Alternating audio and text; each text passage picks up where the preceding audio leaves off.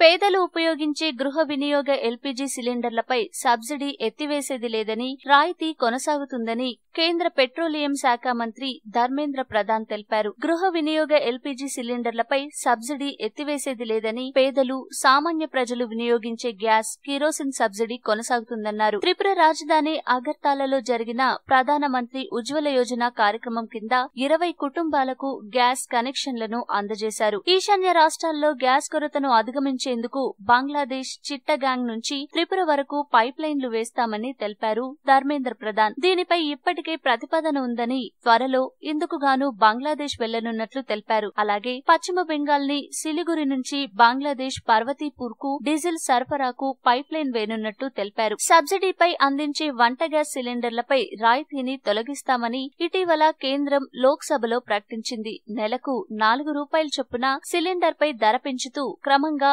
సబ్సిడీని తొలగిస్తామని ప్రకటించింది. ఈ క్రమంలో పేదలకు కూడా రాయితీ అందకుండా పోతుందన్న ఆందోళనలు వ్యక్తమయ్యాయి. దీంతో స్పందించిన మంత్రి ధర్మేంద్ర ప్రధాన్ గ్యాస్ సబ్సిడీపై క్లారిటీ ఇచ్చారు. ఈ వీడియో మీకు నచ్చితే లైక్ చేయండి, అందరికీ షేర్ చేయండి, కానీ సబ్స్క్రైబ్ చేయడం మాత్రం మర్చిపోకండి.